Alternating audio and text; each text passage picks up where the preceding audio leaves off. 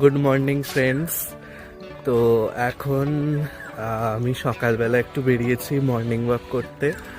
এখনও ঠান্ডা যায়নি খড়গপুর থেকে পুরোপুরি, আর এখনও বসন্তের সুন্দর সকাল, একটু একটু রোদ্দুর উঠেছে।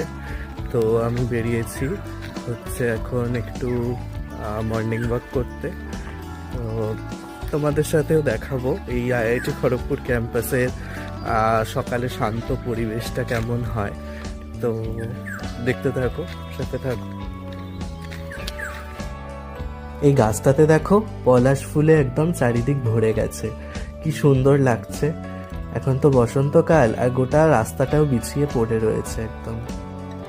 আচ্ছা, আমাদের কিন্তু ইনস্টিটিউটের ভেতরে এরকমভাবে ডিমার্কেশন দেওয়া থাকে যে এদিকটা হচ্ছে টেক মার্কেট, ওদিকটা আমার মেইন ইনস্টিটিউট বিল্ডিং, ওদিকটা সুইমিং পুল এরকম। আর এই চত্বরটা হচ্ছে সাইকেল রাখার জায়গা। আইআইটি খড়গপুর ক্যাম্পাসে আছি অলমোস্ট এখন আমার 2.5 বছর থেকে 3 বছরের কাছাকাছি হতে চলেছে। তো এখানে আমি একটা জিনিস দেখেছি যে এখানে হচ্ছে সবাই কিন্তু মানে বেশ হেলথ কনসিয়াস। মানে আমি অনেককেই দেখেছি সকালবেলা মর্নিং ওয়াক করতে, বিকেলে লোকজন জগিং করছে, সাইকেলিং করছে, বিভিন্ন রকম স্পোর্টস অ্যাক্টিভিটিতে ইনক্লুড আছে। তো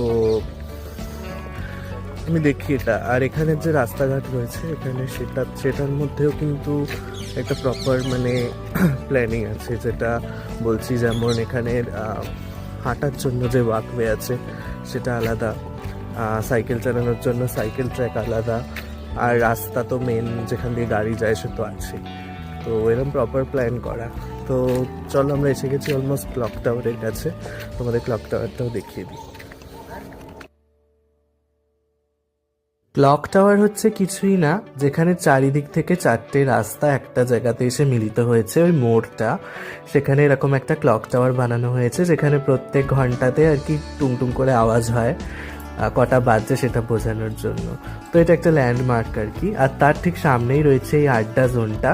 এটা তৈরি করা হয়েছে বেসিক্যালি স্টুডেন্টরা বসে এখানে আড্ডা মারলো, গল্প করলো, একটা মাল্টি অ্যাক্টিভিটি এরিয়া হলো। এখানে এত সুন্দর ফ্রেশ এয়ার, আমি ভাবলাম একটু প্রাণায়ামটা করে নিই। তো চলো।